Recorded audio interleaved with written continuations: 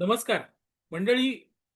महाराष्ट्र नवनिर्माण सेनेचा गुढीपाडवा मेळावा शिवाजी पार्क येथे पार पडला. या मेळाव्यात राज ठाकरे यांनी मराठी, मुंबई, महाराष्ट्र इतकंच नव्हे तर इराण अमेरिका युद्ध याच्यावरही भाष्य केलं. मात्र राज ठाकरे यांनी मनसे आणि उबाटा सेना यांच्यात असलेल्या युतीबद्दल चक्कार शब्दही काढला नाही. आणि आश्चर्य मला असं वाटतं की त्याबद्दल कोणच काही बोललेलं नाही किंवा कोणीही तशी शंका उपस्थित केली नाही. पण राज्यातली जनता ही सुजाण आहे आणि त्यामुळे या जनतेला हा प्रश्न पडणं स्वाभाविक आहे की नेमकं आता मनसे आणि उबाटा सेना यांच्या युतीचं काय झालं. ही युती संपली का? मनसे आणि उबाटा सेना यांच्यामध्ये वितुष्टता निर्माण झाली का? असे अनेक प्रश्न सध्या महाराष्ट्रातल्या जनतेला पडलेले आहेत. खरं म्हणजे इतकं मोठं भाषण राज ठाकरे यांनी केलं, त्यामध्ये एखादं वाक्य तरी राज ठाकरे यांनी या युतीबद्दल उच्चारायला नको होतं का? पण राज ठाकरे यांनी एक शब्दही या युतीबद्दल काढला नाही. आता गंमत अशी आहे मित्रांनो, की मुंबई, महाराष्ट्र, मराठी माणूस म्हणजेच आम्ही, असा एक भ्रम ठाकरे बंधूंनी निर्माण केला होता. मुंबई महानगरपालिकेच्या निवडणुकीत या दोन बंधूंची युती झाली होती. ही युती झाली असं म्हणण्यापेक्षा ती युती घडवून आणली होती आणि त्यासाठी मराठी मीडियाने मोठे प्रयत्न केले होते. आम्ही म्हणजे ठाकरे ब्रँड, राज ठाकरे आणि उद्धव ठाकरे म्हणजेच ठाकरे ब्रँड. आणि हाच ठाकरे ब्रँड महाराष्ट्राला, मुंबईला, अगदी मराठी माणसालाही वाचवू शकतो. किंवा ठाकरे ब्रँड मध्येच ती ताकद आहे की मराठी माणसाचं अस्तित्व मुंबईत टिकवण्याची. असं सगळं निवडणुकीच्या पूर्वी मांडलं गेलं, तुमच्या आमच्या कानी कपाळी सांगितलं गेलं.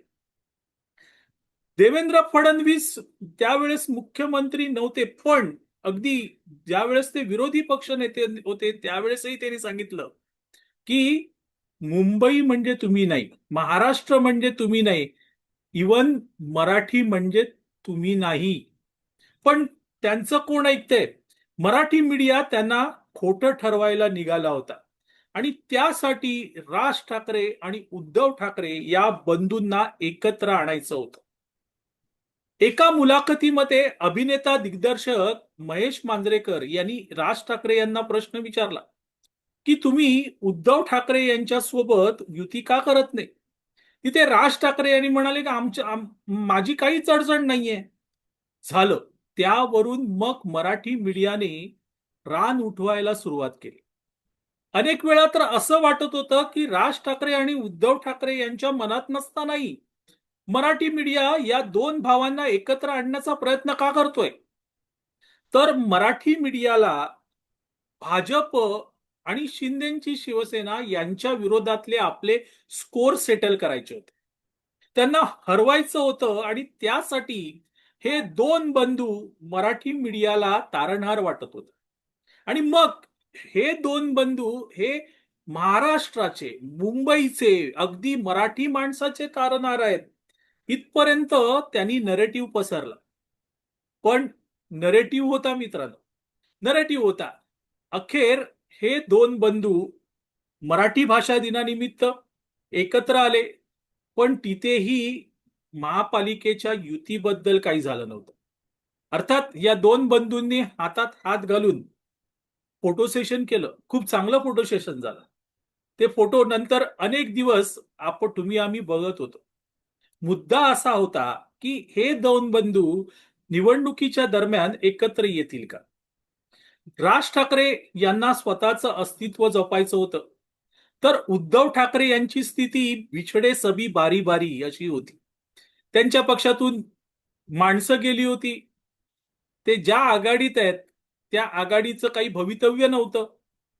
राष्ट्रवादी काँग्रेस, शरद पवार गट, त्यांना मुंबई महानगरपालिकेमध्ये फार स्वारस्य नाही किंवा इथे त्यांचं अस्तित्वही नाही. काँग्रेस बिथरली होती.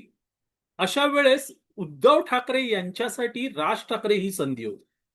कारण राज ठाकरे जर बरोबर आले तर आपलं धडगत होईल किंवा आपली आपली काहीतरी धडगत लागेल असं त्यांना वाटत होतं. तर राज ठाकरे हे अर्थातच भाजप विरुद्धचा स्कोर सेटल करायला त्यांच्याबरोबर गेले का, की तेही आपलं अस्तित्व जपत होते, काही असे. पण हे दोन भाऊ एकत्र आले आणि Thackeray brand Thackeray brand Thackeray brand सुरू झालं मित्र. ठाकरे ब्रँड सुरू झालं. मोठमोठ्याने मीडिया ओरडून सांगत होता भाजपचं काही खरं नाही, शिंदेचं काही खरं नाही, अजितदादांचं अस्तित्व मुंबई महानगरपालिकेत नव्हतं पण तरीही त्यांचं काही एक खरं नाही असं सांगितलं गेलं. झालं. मुंबई महानगरपालिकेची निवडणूक झाली. काय झालं? 25 वर्ष ज्यांनी मुंबई महानगरपालिकेची सत्ता उपभोगली ती शिवसेना सत्तेतून बाहेर गेली. राज ठाकरे यांचे 6 नगरसेवक आले. या युतीचा फायदा ना उद्धव ठाकरे यांना झाला ना राज ठाकरे यांना झाला. पण त्यानंतर मीडियाने ठाकरे ब्रँड हे बोलायचंच सोडून दिलं. आजही मीडिया ठाकरे ब्रँड हा शब्द उच्चारत नाही.